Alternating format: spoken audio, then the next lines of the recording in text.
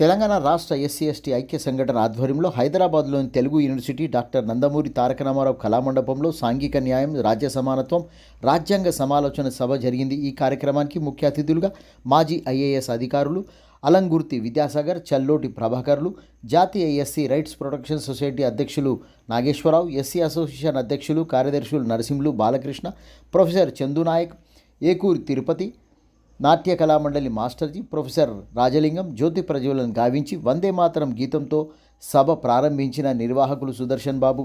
సభ ప్రారంభ ఉపన్యాసం సభాధ్యక్షులు బాలకృష్ణ మాట్లాడుతూ రాష్ట్రంలో షెడ్యూల్ కులాల రాజకీయ నాయకులకు అవకాశాలు కల్పించగా వాడుకుంటున్నారని, అందులో ఎంతో అన్యాయం జరుగుతుందని అన్నారు.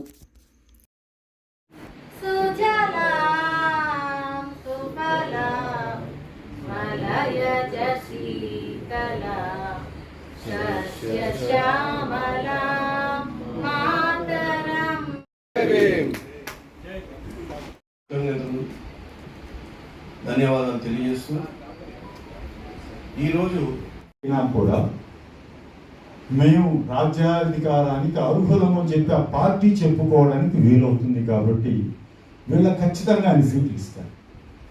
బయట నుంచి చూసేవాళ్ళకి ఎవరికైనా ఏంటి మీకు ఇవ్వాల్సిన ఇచ్చారు కదండి. సో దీనిలో ఆ ఎన్నికైన వాళ్ళు ఇప్పుడు మనం ఏమంటున్నాము, మనం చెప్తున్నది ఏంటంటే సామాజిక న్యాయం లేకపోవడం కాదు, వ్యక్తులను గుర్తించకపోవడం. వ్యక్తులను గుర్తించకపోవడం అనేది ఎందుకు జరుగుతున్నది అంటే ఎస్సీ ఎస్టీలు 22% ఉన్న వాళ్ళని పూనా ప్యాక్ట్ ద్వారా డిపెండెంట్గా తయారు చేసిన తర్వాత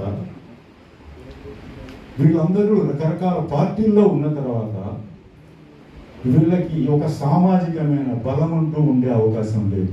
22% పక్కకు పోయింది. తర్వాత విమెన్ కోసం అని చెప్పి హిందూ కోడ్ బిల్ అంబేద్కర్ పెట్టడం. Provisions should be every day action plan should be discussed by all. This is the message by God. ఇది 3 నిమిషాలు ఇప్పుడు నేను చదివింది వర్తించదు. నేను ఇప్పుడు మళ్ళీ మొదలు భారతరత్న బాబాసాహెబ్ అంబేద్కర్ మరి సాగర్ సార్ చాలా విషయాలు చెప్పారు. అది నేను ముట్టుకోకుండా వేరే విషయాన్ని మాట్లాడతాను. బాబాసాహెబ్ భారతరత్న అంబేద్కర్ ఆయన ప్రపంచ మేధావి.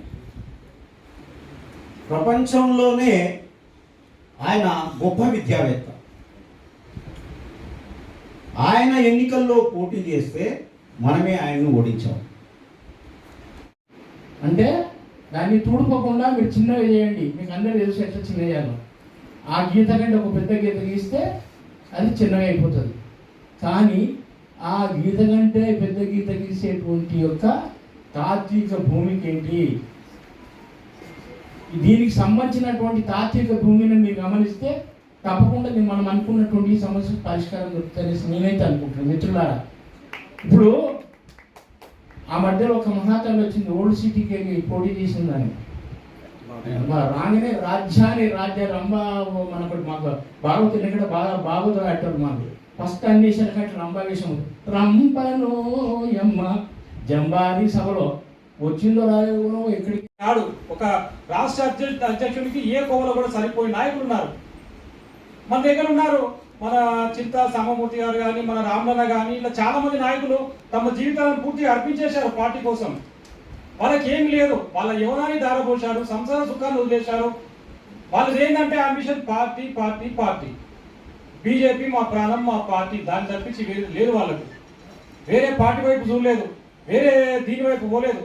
కేవలం సంఘ సేవ తర్వాత పార్టీ కార్యక్రమాల్లోనే నిమగ్నలై ఉన్నారు. కాబట్టి 2028 ఒక టార్గెట్గా మనం అనుకుంటే 3 సంవత్సరాల పదవీ కాలంలో ఒక బీసీ ముఖ్యమంత్రిగా ప్రకటించినప్పుడు ఎస్సీని ఒక పార్టీ అధ్యక్షుడిగా ఎందుకు ప్రకటించరు?